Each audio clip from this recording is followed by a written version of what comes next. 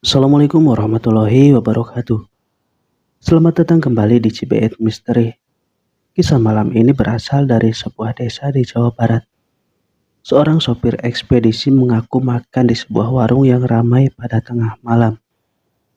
Namun keesokan paginya, warga mengatakan warung itu sudah terbakar dan kosong sejak 30 tahun yang lalu. Benarkah warung itu masih buka? Mari kita mulai ceritanya.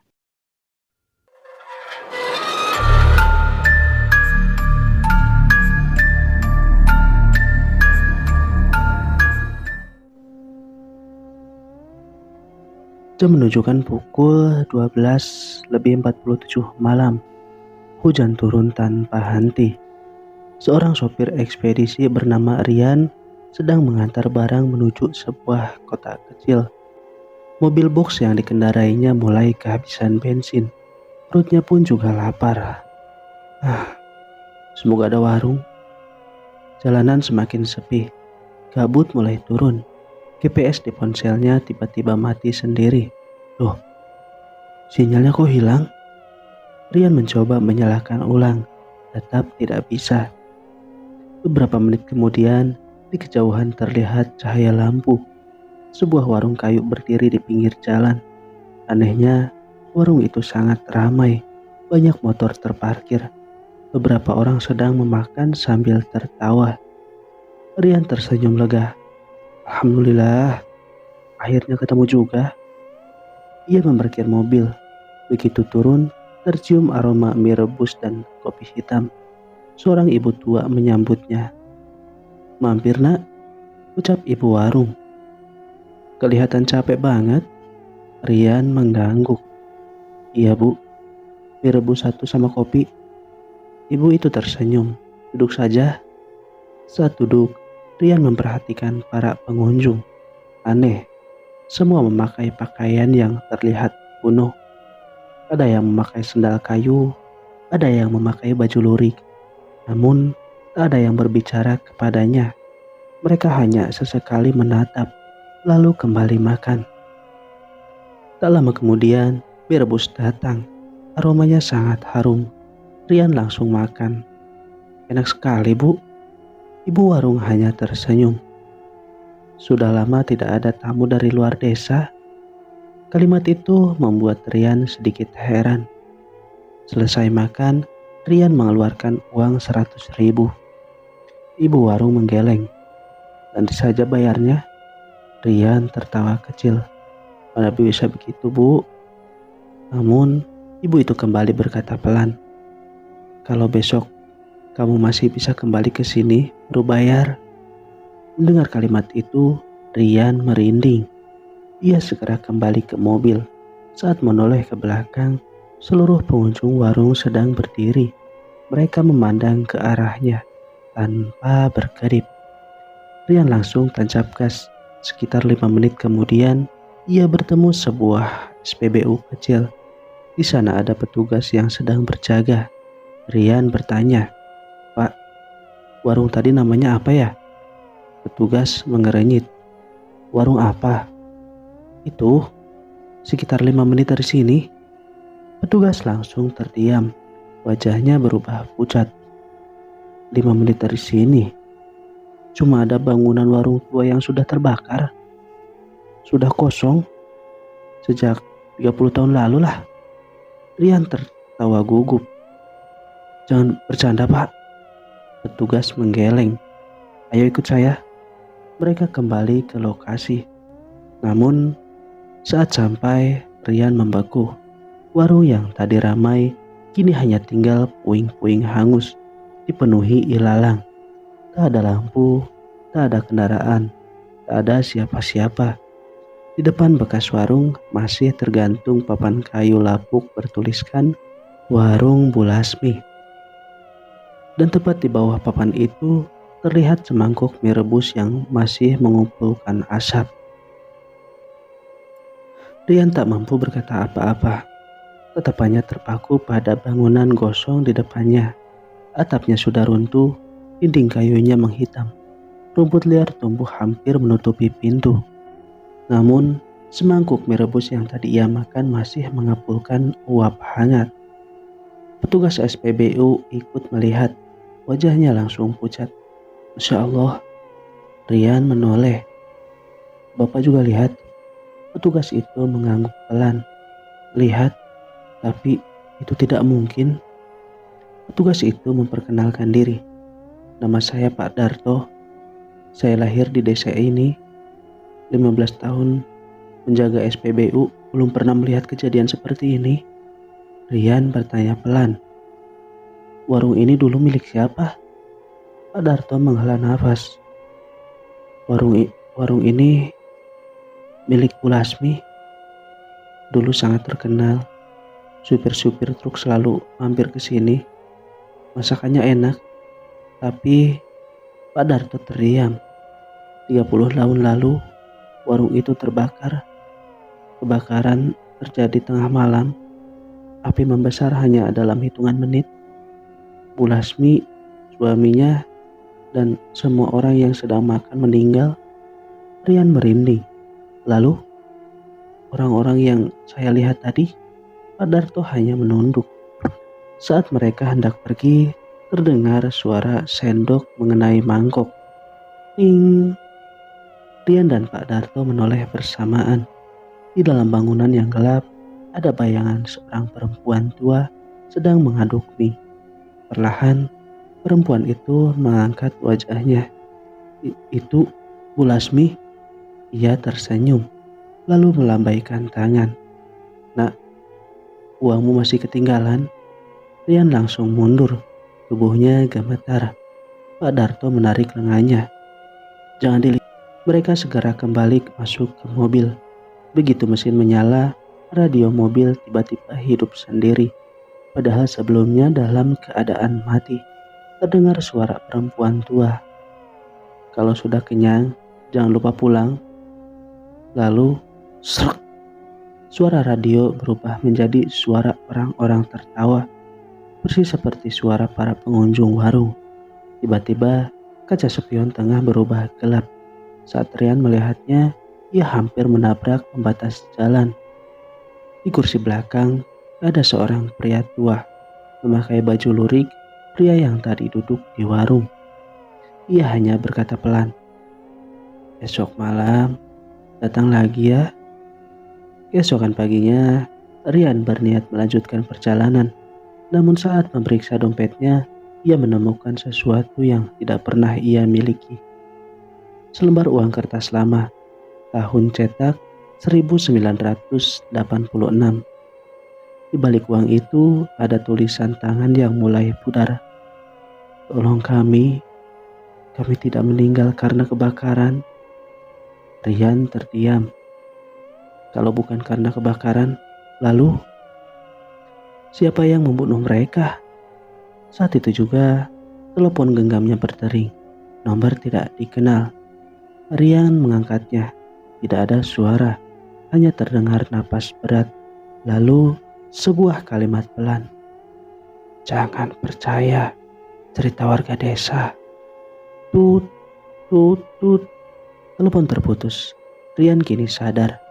Rahasia warung Bu Lasmi jauh lebih besar daripada yang diceritakan semua orang. Pagi itu, Rian tidak melanjutkan perjalanan. Pikirannya terus dipenuhi kalimat yang tertulis di uang tua itu. Kami tidak meninggal karena kebakaran. Ia memutuskan kembali ke desa. Namun kali ini bukan ke warung, melainkan ke kantor desa. Di kantor desa, Rian bertemu seorang pria tua yang sedang menyapu halaman. Namanya Pak Rahman, mantan sekretaris desa. Rian memperlihatkan uang tua itu. Pak, apakah Bapak tahu warung Bu Lasmi? Pak Rahman langsung menghentikan sapunya. Wajahnya mendadak pucat. Siapa yang memberimu uang itu? Rian ragu sejenak. Lupa, saya menemukannya. Pak Rahman menatap tajam. Jangan bohong. Uang itu hanya muncul pada orang yang pernah masuk ke warung Bu Lasmi. Bulu kuduk Rian langsung berdiri. Pak Rahman mengajak Rian masuk ke rumahnya. Ia membuka lemari kayu yang sudah tua. Dari dalam ia mengeluarkan sebuah koran yang menguning. Tanggalnya 17 Agustus 1986. Judul besarnya berbunyi, "Kebakaran menelan 12 korban jiwa." Namun, di pojok kanan korban itu ada tulisan tangan dengan tinta merah. "Berita ini bohong." Rian menatap Pak Rahman. "Siapa yang menulis ini?" Pak Rahman menghela napas. Dulu aku ikut mendatangi laporan kebakaran, tapi itu bukan kebakaran biasa." Suasana rumah mendadak sunyi. Pak Rahman mulai bercerita. "Malam itu aku melihat 3 mobil berhenti di depan warung. Orang-orang berpakaian hitam turun. Mereka masuk ke dalam warung. Lalu terdengar suara ribut. Setelah itu api membesar. Aku ingin menolong, tapi ada yang mengancamku." Rian bertanya pelan, "Siapa mereka?" Pak Rahman menggeleng. "Aku tidak pernah melihat wajahnya. Hanya di lengan mereka ada lambang ular melingkar." Mendengar kata ular melingkar, tiba-tiba semua kaca rumah bergetar. Angin dingin masuk dari celah jendela. Lampu padam. Pak Rahman langsung panik. "Mereka tahu kita sedang membicarakan ini." Tok, tok, tok. Terdengar suara ketukan pintu. Rian berdiri. "Saya buka ya, Pak." "Jangan." Pak Rahman berteriak. "Tidak ada tamu yang datang ke rumahku setelah maghrib." Ketukan kembali terdengar lebih keras. Tok, tok, tok. Lalu terdengar suara perempuan tua. "Pak Rahman, mie pesanannya sudah matang." Rian dan Pak Rahman saling berpandangan. Suara itu, suara Bu Lasmi. Dengan tangan gemetar, Rian mengintip dari balik jendela. Di depan rumah, Bu Lasmi berdiri sambil membawa semangkuk mie rebus. Ia tersenyum, namun kali ini di belakangnya berdiri 11 orang lainnya. Mereka adalah para pengunjung warung. Semuanya diam. Semuanya menatap rumah. Lalu bersamaan mereka berkata, "Tolong cari ruang bawah tanah." Seketika semua sosok itu menghilang. Yang tertinggal hanyalah semangkuk mie yang masih mengapul di teras. Pak Rahman langsung terduduk lemas. Dengan suara bergetar, ia berkata, "Astagfirullah, selama 30 tahun, aku tidak pernah berani menceritakan ini." Karena ia berhenti sejenak menatap Rian. Di bawah warung Bu Lasmi, memang ada ruang bawah tanah. Rian masih terdiam. Ruang bawah tanah? Pak Rahman mengangguk pelan. Dulu, warung itu bukan hanya tempat makan. Di bawahnya ada gudang penyimpanan. Tapi setelah kebakaran, semua pintunya ditutup permanen. Rian bertanya, "Kenapa?" Pak Rahman menarik napas panjang. "Karena setelah api padam, tidak ada yang berani turun." Malam itu juga, Rian mengajak Pak Darto menuju bekas warung Bu Lasmi. Jam menunjukkan pukul 23.55 waktu Indonesia Barat. Kabut kembali turun. Jalanan kosong, tidak terdengar suara kendaraan. Hanya suara jangkrik yang sesekali bersahutan. Saat mereka tiba, bangunan itu masih tampak hangus. Namun, lampu minyak di dalam warung kembali menyala. Padahal, tidak ada aliran listrik. Pak Darto berbisik, "Mas, saya tidak enak firasat." Rian mengangguk. "Saya juga, Pak." Mereka melangkah masuk. Lantai kayu tua berderit. Krak, krak. Aroma mie rebus kembali tercium. Hangat, seolah baru dimasak. Di meja yang sama seperti malam pertama, masih ada semangkok mie, masih mengepul. Di sampingnya ada secangkir kopi hitam. Rian memegang mangkok itu. Masih panas, padahal warung sudah kosong. Tiba-tiba suara perempuan terdengar dari dapur. "Nak, jangan habiskan dulu." Rian membeku. Perlahan ia menoleh di balik asap dapur. Bu Lasmi sedang memasak.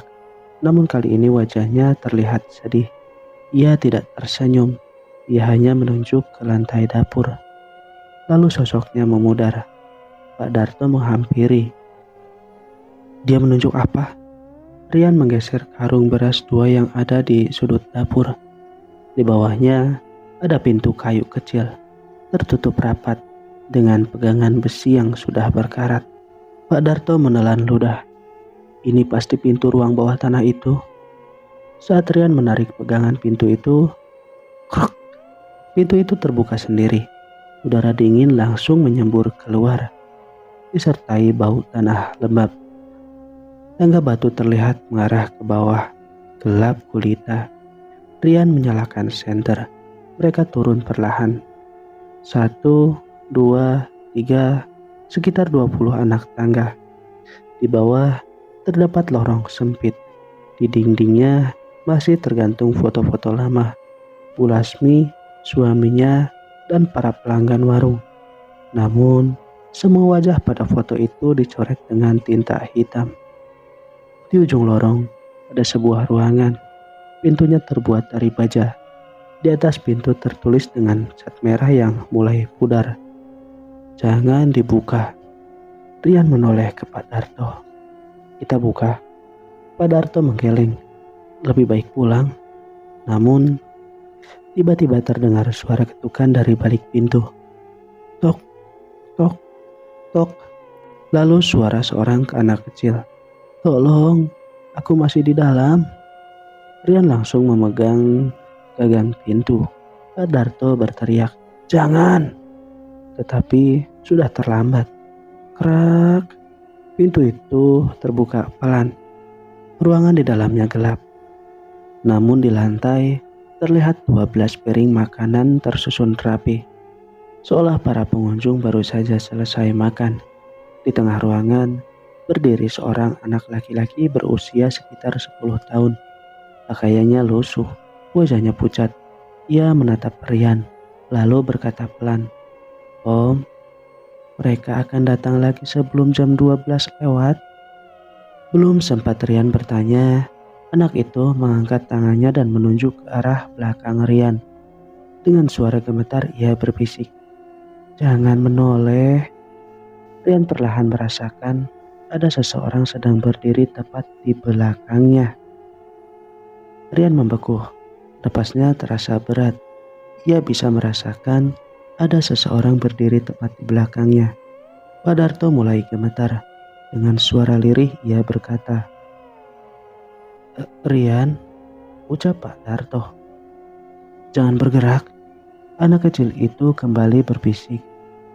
Kalau Om menoleh, mereka tahu Om bisa melihat mereka. Keringat dingin mengalir di dahi Rian. Namun rasa penasaran mengalahkan rasa takut. Perlahan ia menoleh. Tak ada siapa-siapa. Lorong itu kosong. Namun di lantai muncul jejak kaki yang basah. Jejak itu berjalan sendiri. Perlahan mendekati mereka. Tap, tap, tap. Pak Darto mundur. Astagfirullah.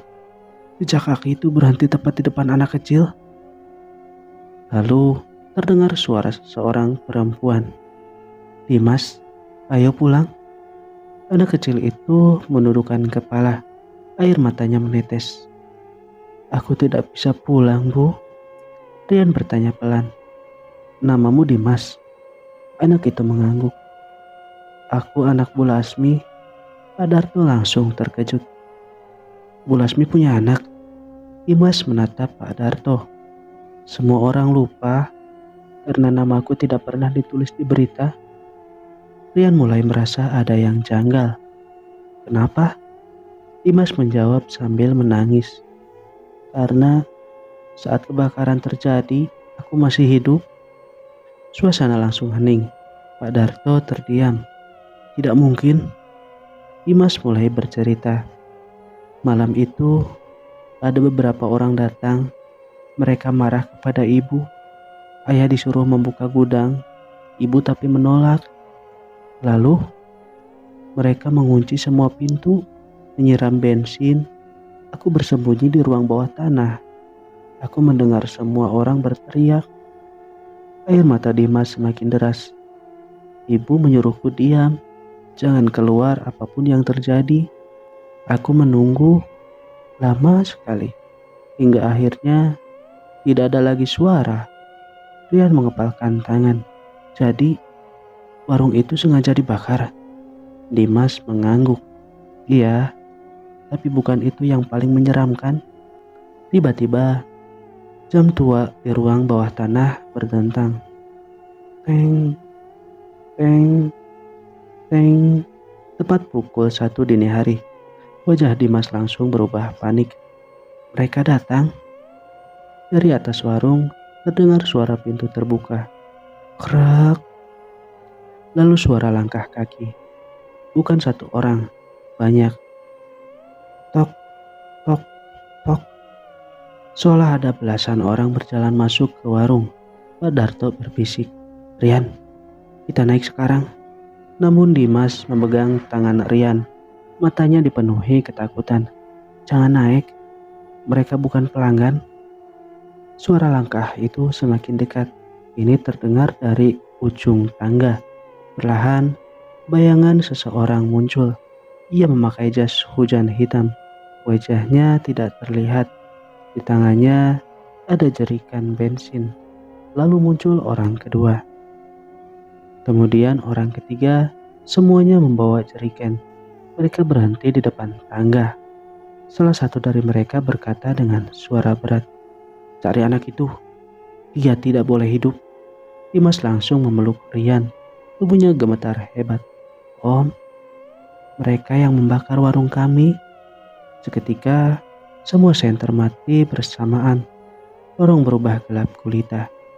Dan dari kegelapan, terdengar suara korek api dinyalakan. Celek. Api kecil itu mulai menyala, diikuti bau bensin yang sangat menyengat. Pak Darto langsung menutup hidungnya. Rian, ini bukan bau biasa, seperti baru saja disiram. Rian menyorotkan senter ke lantai. Cairan bensin mengalir dari atas tangga. Padahal tidak ada siapa-siapa. Dimas memegang tangan Rian. Wajahnya dipenuhi air mata. Om, jangan biarkan ini terjadi. Belum sempat Rian menjawab, suasana berubah. Dinding rumah, tanah perlahan menghilang. Lorong yang tadinya gelap berubah terang. Mereka seperti berpindah masa lalu. Dan dinding menunjukkan 23.58 malam. Di atas, warung Bu Lasmi terlihat sangat ramai. Orang-orang tertawa. Suara gelas beradu. Anak-anak berlarian. Bu Lasmi sedang masak mie. Suaminya melayani pelanggan. Dimas kecil bermain di dekat dapur. Rian membeku. Ya Allah, kita melihat malam itu. Tiba-tiba, sebuah mobil jeep hitam berhenti di depan warung. 4 pria turun. Semuanya memakai jas hujan hitam. Topi menutupi wajah mereka. Orang-orang di warung mulai saling berpandangan. Salah satu pria berkata dengan suara berat, Lasmi, waktumu sudah habis. Bu Lasmi keluar dari dapur. Aku tidak akan menyerahkan tempat ini. Pria itu tertawa kecil. Kalau begitu, jangan salahkan kami. Mereka mulai mengusir semua pelanggan. Namun anehnya, tak satupun pelanggan mau pergi. Seolah mereka tahu sesuatu akan terjadi. Suami Bu Lasmi maju. Kalian mau apa? Salah satu pria langsung memukulnya hingga terjatuh. Dimas kecil berteriak, Ayah! Bu Lasmi memeluk anaknya. Dimas, dengar ibu baik-baik. Masuk ke gudang bawah. Jangan keluar. Apapun yang kamu dengar. Dimas menangis. Tapi Bu Lasmi mencium kening anaknya. Lari. Dimas pun berlari menuju ruang bawah tanah. Saat Dimas menghilang, keempat pria itu mulai menyiram bensin ke seluruh warung. Meja, dinding, lantai, semuanya basah. Para pelanggan berusaha keluar. Namun, pintu depan sudah dirantai dari luar. Orang-orang mulai panik. Mereka memukul pintu. berteriak meminta tolong. Ulasmin menatap salah satu pria. Air matanya mengalir. "Kenapa kalian melakukan ini?" Pria itu menjawab dingin. "Karena kau menolak menjual tanah ini." Selak, api dinyalakan. Obor dilempar. Dalam hitungan detik, sebuah warung terbakar. Jeritan terdengar di mana-mana. Asap memenuhi ruangan. Orang-orang berlari mencari jalan keluar. Namun semua pintu terkunci. Rian berteriak, "Jangan!" Ia mencoba berlari menolong. Namun, tangannya menembus tubuh mereka. Ia hanya menyaksikan, tak bisa mengubah apapun. Pak Darto menangis. Ya Allah. Di tengah kobaran api, Lasmi melihat ke arah ruang bawah tanah. Dengan sisa tenaganya ia berbisik, "Nak, kalau suatu hari ada orang baik datang, tolong sampaikan, ibu tidak pernah meninggalkanmu." Sesaat kemudian, atap warung runtuh. Api menelan seluruh bangunan. Semua bayangan menghilang. Rian kembali berada di ruang bawah tanah. Tubuhnya gemetar hebat. Air matanya tak terbendung lagi. Namun, Dimas masih berdiri. Ia menatap Rian, lalu berkata pelan, "Om, yang membakar warung itu, salah satunya masih hidup." Rian langsung terdiam. "Siapa?" Dimas mengangkat tangan, menunjuk sebuah foto yang tergantung di dinding. Foto itu memperlihatkan peresmian Balai Desa tahun 1986. Di sana berdiri 4 pria. 3 wajah sudah dicoret tinta hitam, namun satu wajah masih utuh. Seorang pria tua yang sampai hari ini masih menjabat sebagai tokoh paling dihormati di desa. Tiba-tiba terdengar suara langkah kaki dari atas. Tok, tok, tok. Seseorang baru saja masuk ke warung yang sudah kosong itu. Lalu terdengar suara pria tua. "Sudah ketebak, kalian akhirnya menemukan tempat ini." Rian dan Pak Darto menyorotkan senter ke arah tangga. Dari balik gelap, muncul seorang pria tua mengenakan jas hujan hitam. Tangannya memegang lampu minyak. Wajahnya mulai terlihat. Pak Darto langsung membeku. "Pak Hadi Wirawan." Pria tua itu tersenyum. "Sudah lama sekali, tidak ada yang berani masuk ke sini." Pak Hadi Wirawan adalah tokoh paling dihormati di desa. Ia dikenal sebagai dermawan, membangun masjid, menyumbang sekolah, membantu warga miskin. Tak ada yang pernah menyangka namanya ada di foto tahun 1986 itu. Dia memberanikan diri bertanya, "Pak, apakah Bapak mengenal Bu Lasmi?" Pak Hadi terdiam beberapa detik, lalu menjawab pelan, "Aku mengenalinya, dan aku menyesali setiap malam." Pak Darto marah. "Kalau menyesal kenapa selama ini diam?" Pak Hadi menunduk. "Aku memang bersalah, tapi aku bukan orang yang menyalakan api." Rian mengerutkan kening. "Lalu siapa?" Pak Hadi mengangkat kepalanya, matanya berkaca-kaca. "Orang yang sebenarnya belum mati." Suasana mendadak sunyi. Dimas yang sejak tadi diam perlahan mundur. Wajahnya dipenuhi rasa takut. Ia berbisik, "Dia datang." Tiba-tiba angin dingin berhembus sangat kencang. Lampu minyak di tengah Pak Hadi padam. Blub. Ruang kembali gelap. Dari ujung lorong terdengar suara tongkat dipukul ke lantai. Tok, tok, tok. Setiap langkahnya membuat dinding bergetar. Bau asap kosong kembali memenuhi ruangan. Pak Hadi gemetar. "Tidak, dia seharusnya sudah mati." Sesosok pria tua muncul dari balik kegelapan. Tubuhnya penuh luka bakar. Kulitnya menghitam. Sebagian wajahnya seperti meleleh. Namun senyumannya begitu lebar, menyeramkan. Ia membawa sebuah korek api tua berwarna kuning. Pria itu tertawa pelan. "Kalian masih mencari kebenaran. Pak Hadi langsung berlutut. Pak Surono, maafkan saya. Rian terkejut. Jadi dia? Pak Darto berbisik. Pak Surono mantan pemilik tanah di desa ini. Pak Surono tertawa semakin keras. Lasmi menolak menjual tanahnya. Padahal di bawah warung itu tersimpan sesuatu yang sangat berharga. Rian bertanya, apa yang disembunyikan? Pak Surono menatap tajam ke arah Dimas, lalu berkata, bukan emas, bukan uang, melainkan dokumen yang bisa menghancurkan banyak orang. Dimas langsung menangis. Ibu selalu bilang, dokumen itu harus dijaga. Pak Surono mengangkat korek apinya. Kalau begitu, malam ini semuanya akan kubakar lagi. Celak. Api kecil kembali menyala. Namun kali ini api itu tidak berwarna merah, melainkan biru menyala. Seketika seluruh ruangan bawah tanah diterangi cahaya biru yang aneh. Di balik dinding yang retak, perlahan muncul sebuah berangkas besi tua yang selama ini tersembunyi. Pak Surono tersenyum. Akhirnya, aku menemukannya. Rian sadar, rahasia terbesar warung Bu Lasmi ternyata bukan hanya pembunuhan, melainkan sesuatu yang disembunyikan di dalam berangkas itu selama puluhan tahun. Api biru dari korek milik Pak Surono terus berkobar. Cahayanya menerangi seluruh ruang bawah tanah. Berangkas besi tua itu perlahan muncul dari balik tembok yang retak.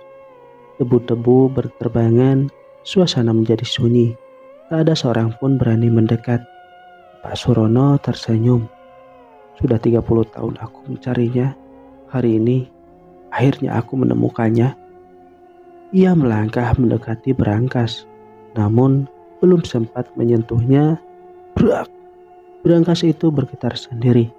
Rantai-rantai besi yang melilitnya bergemerincing, seolah ada sesuatu yang menahannya. Rian bertanya kepada Pak Hadi, kenapa berangkas ini dirantai? Pak Hadi menjawab dengan suara pelan. Dulu Bu Lasmi berkata, kalau berangkas ini dibuka oleh orang yang tamak, desa ini tidak akan pernah tenang lagi. Pak Surono tertawa mengejek. Itu hanya cerita untuk menakut-nakuti. Ia langsung mengangkat linggis tua. Deng! Linggis menghantam gembok. Sekali, 2 kali, 3 kali. Gerak! Gembok itu akhirnya patah. Namun saat pintu berangkas mulai terbuka, seluruh lampu senter mati. Ruangan menjadi gelap gulita. Dari dalam berangkas terdengar suara napas.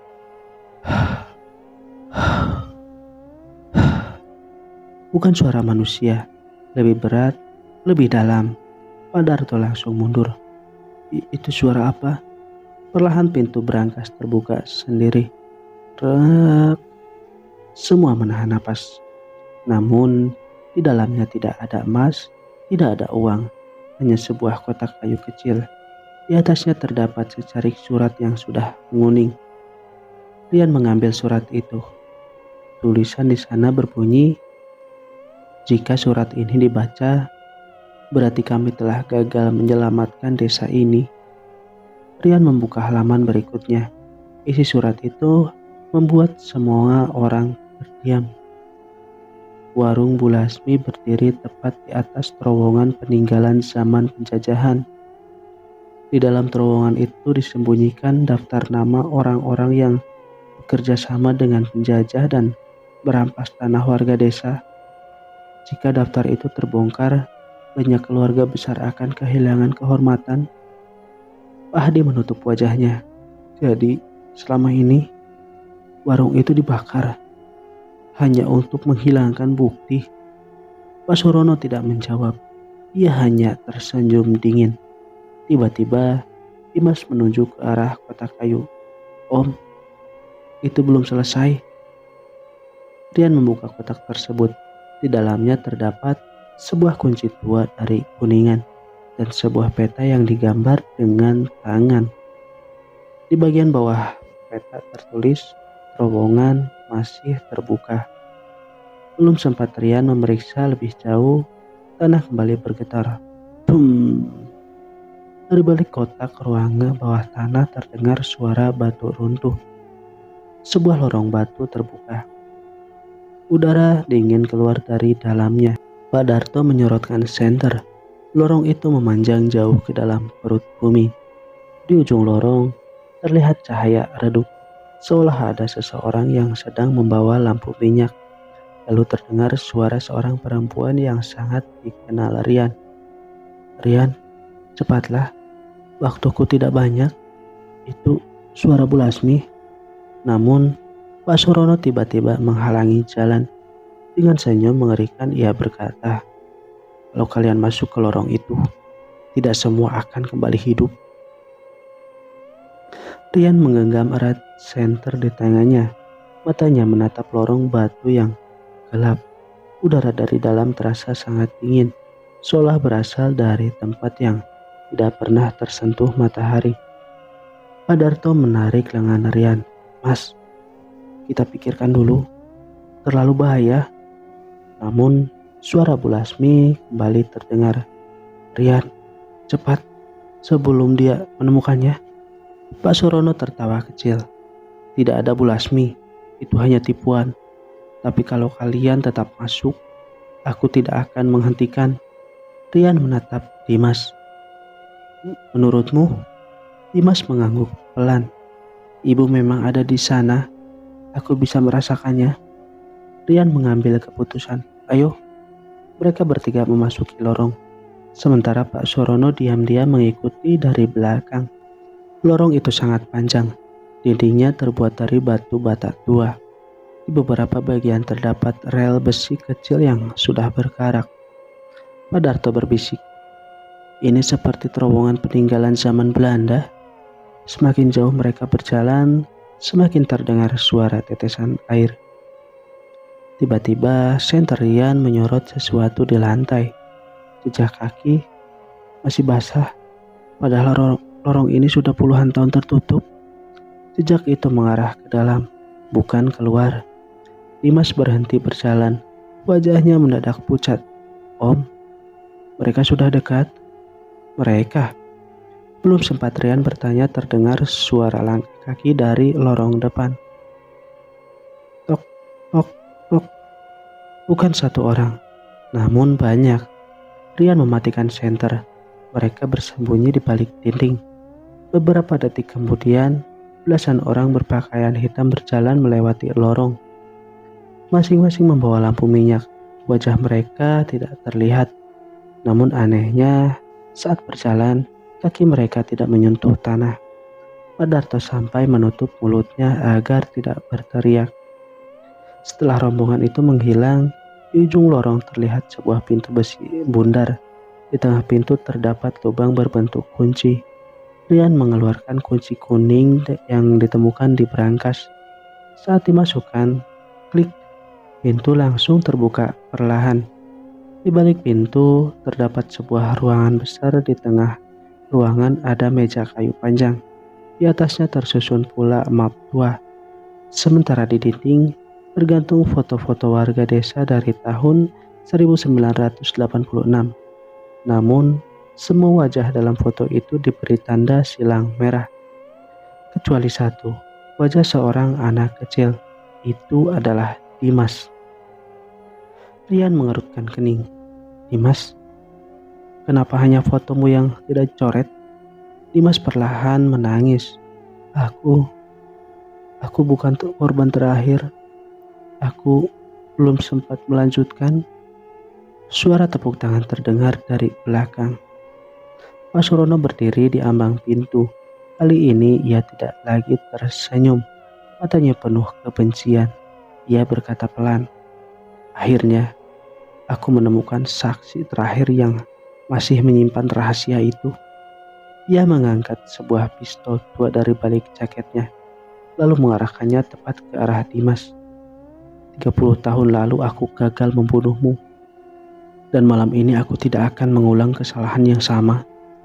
Rian langsung berdiri di depan Dimas. Ruangan mendadak sunyi. Yang terdengar hanya suara napas mereka, dan perlahan suara kokang pistol berbunyi. Ruangan itu sunyi. Pak Surono mengarahkan pistol tepat ke arah Dimas. Tangannya gemetar, namun tatapan penuh kebencian. Seharusnya kau ikut mati malam itu. Dimas hanya menundukkan kepala. Air matanya jatuh ke lantai batu. Rian berdiri di depannya. Kalau ingin menembak, tembak saya dulu. Pak Surono tertawa sinis. Kamu bahkan tidak tahu siapa anak itu. Rian menatap Dimas. Apa maksudnya? Pak Surono melangkah pelan. Lihat baik-baik wajahnya. Apakah selama ini dia pernah berkedip? Rian terdiam. Ia baru sadar. Sejak pertama bertemu, Dimas memang tidak pernah berkedip. Pak Surono berkata pelan. Dimas bukan selamat. Dia meninggal 3 hari setelah kebakaran. Ruangan langsung hening. Pak Darto membeku. Tidak, itu tidak mungkin. Pak Surono mulai berbicara. Setelah api padam, aku menemukan Dimas di ruang bawah tanah. Dia masih bernapas. Dia terus memanggil ibunya. Aku takut dia menjadi saksi. Maka aku membawanya ke hutan. Dan Pak Surono tersenyum dingin. Aku menguburkannya hidup-hidup. Rian mengepalkan tangan. Kau manusia atau iblis? Pak Darto tak kuasa menahan amarah. Namun sebelum sempat bergerak, Dimas mengangkat tangannya. Jangan, aku tidak ingin ada lagi yang mati. Tiba-tiba, seluruh ruangan bergetar hebat. Foto-foto di dinding berjatuhan. Map-map tua berterbangan. Dari dalam lorong terdengar suara langkah kaki puluhan, semakin lama semakin dekat. Sesaat kemudian, sosok Bu Lasmi muncul. Kali ini ia tidak lagi mengenakan pakaian gosong. Wajahnya terlihat tenang. Ia berjalan menghampiri Dimas. Air mata mengalir di pipinya. Dimas, ibu datang. Dimas langsung memeluk ibunya. Untuk pertama kalinya sejak 30 tahun, ia dan anak itu kembali bertemu. Pak Surono mundur ketakutan. Tidak, pergi kalian. Ia menembakkan pistolnya. Peluru itu menembus tubuh Bu Lasmi tanpa melukainya. Namun, pantulan peluru mengenai langit-langit lorong. Batu-batu besar mulai berjatuhan. Brak! Lorong mulai runtuh. Pak Darto berteriak. Rian, kita harus keluar. Namun Bu Lasmi menggeleng. Beliau menunjuk sebuah map merah yang terjatuh di lantai. Bawa itu. Di sana semua bukti yang kalian cari. Rian segera mengambil map tersebut. Di dalamnya terdapat sertifikat tanah asli warung Bu Lasmi, foto para pelaku pembakaran, surat ancaman yang diterima Bu Lasmi beberapa hari sebelum tragedi, daftar nama orang-orang yang terlihat. Kini semua alasan pembakaran warung itu akhirnya terbongkar. Saat mereka hendak keluar, Pak Surono mencoba melarikan diri. Namun, Dimas memanggilnya. Pak Surono, pria tua itu berhenti, menoleh perlahan. Dimas hanya berkata, 30 tahun aku menunggumu mengaku. Sekarang, giliran keadilan yang menjemputmu. Tiba-tiba lantai di bawah kaki Pak Surono retak. Dia terjatuh ke lorong yang gelap. Terdengar teriakannya menggema. Lalu sunyi. Di saat yang sama, Bu Lasmi tersenyum kepada Rian. Terima kasih. Tapi perjalananmu belum selesai. Rian bingung. Maksud ibu? Bu Lasmi menatap ke arah lorong paling ujung. Di sana terlihat sebuah pintu kayu tua yang baru terbuka karena reruntuhan. Di atas pintu tertulis satu kalimat yang membuat semua orang merinding. Ruang arsip dilarang masuk. Bu Lasmi berkata pelan. Semua jawaban ada di balik pintu itu. Lorong mulai runtuh. Debu-debu memenuhi udara. Pak Darto berteriak, Rian, cepat keluar. Namun Rian tetap berdiri di depan pintu kayu tua. Entah mengapa, ia merasa ada sesuatu yang memanggilnya dari balik pintu itu. Dengan perlahan, Rian memutar gagang pintu. Krek. Pintu itu terbuka. Ruangan di dalamnya sangat luas. Rak-rak kayu memenuhi setiap sudut. Ratusan map 2 tersusun rapi. Sebagian sudah berdebu, sebagian lagi masih terlihat baru. Pak Darto terkejut. Ini bukan arsip warung, ini arsip seluruh desa. Di tengah ruangan terdapat sebuah meja besar. Di atasnya ada buku tebal berlapis kulit hitam. Judulnya tertulis dengan tinta emas. Catatan Tanah Desa Rahasia. Rian membuka halaman pertama. Isinya membuat napasnya tercekat. Ternyata selama puluhan tahun, puluhan warga desa dipaksa menjual tanah mereka dengan harga murah. Yang menolak menghilang. Sebagian dianggap kabur, sebagian disebut meninggal karena kecelakaan. Pak Darto membuka halaman berikutnya. Di sana terdapat foto-foto lama. Salah satunya foto warung Bulasmi sebelum terbakar. Namun ada sesuatu yang aneh.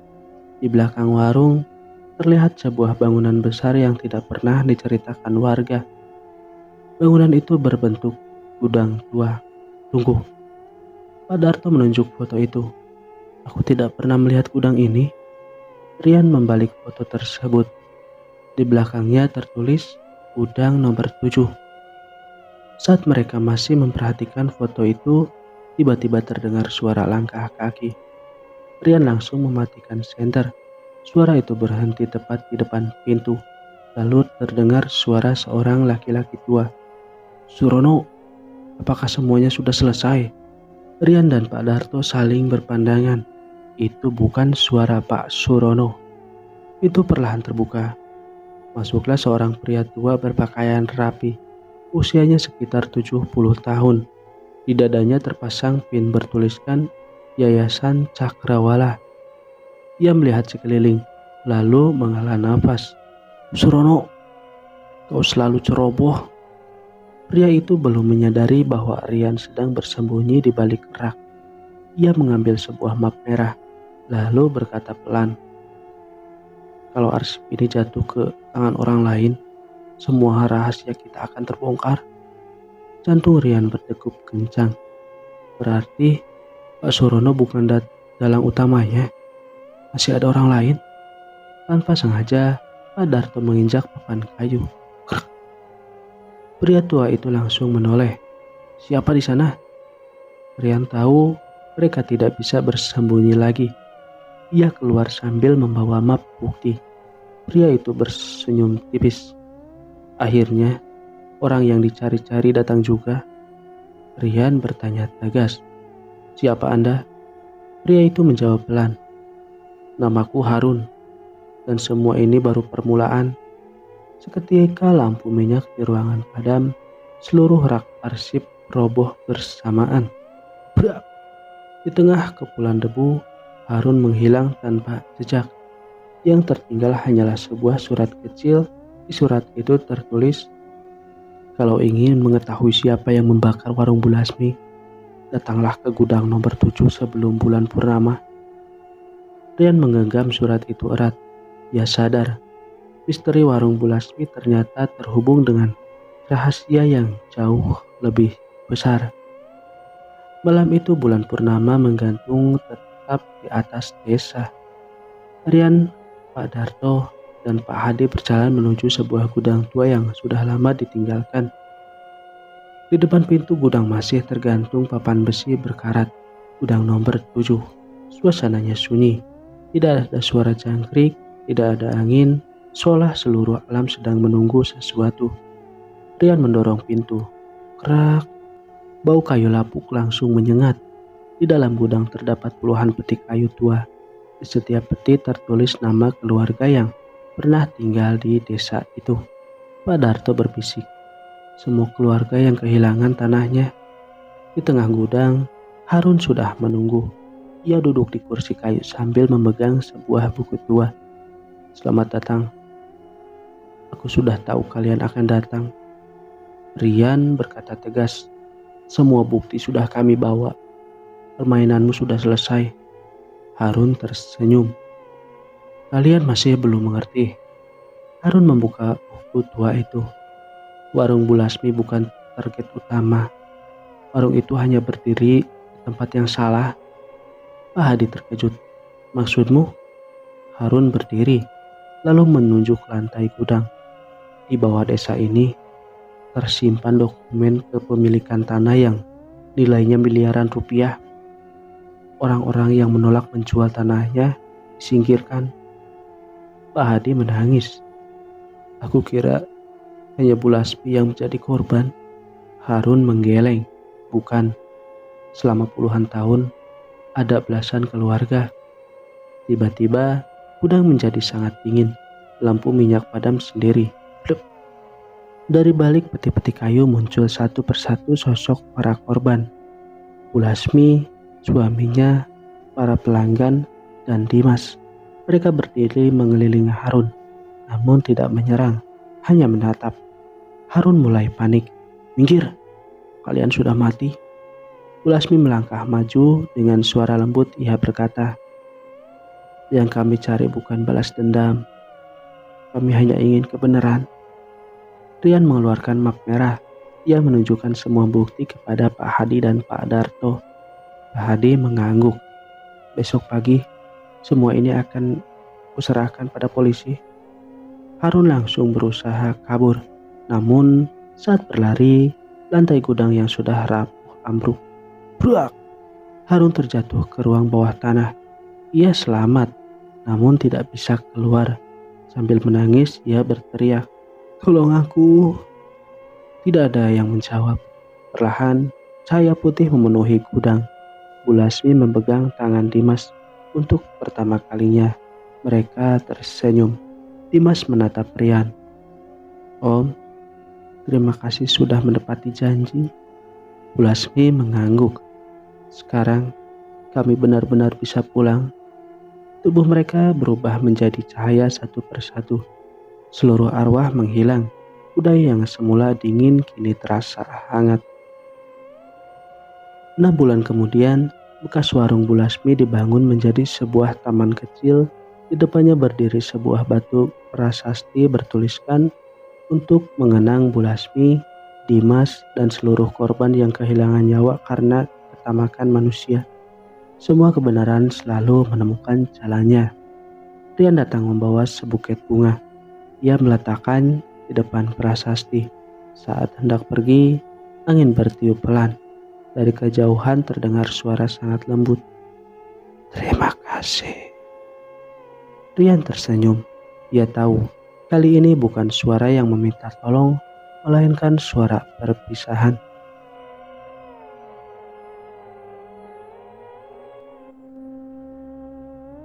Sahabat Cibet Misteri, terkadang yang paling menyeramkan bukanlah hantu atau arwah, melainkan keserakahan manusia yang sanggup mengorbankan orang lain demi kepentingannya sendiri. Semoga kisah ini bisa menjadi pengingat bahwa sekecil apapun kebohongan, pada akhirnya kebenaran akan menemukan jalannya. Kalau kalian suka cerita ini, jangan lupa subscribe, nyalakan lonceng notifikasinya, dan tuliskan di kolom komentar cerita misteri apa yang ingin kalian dengar selanjutnya. Wassalamualaikum warahmatullahi wabarakatuh.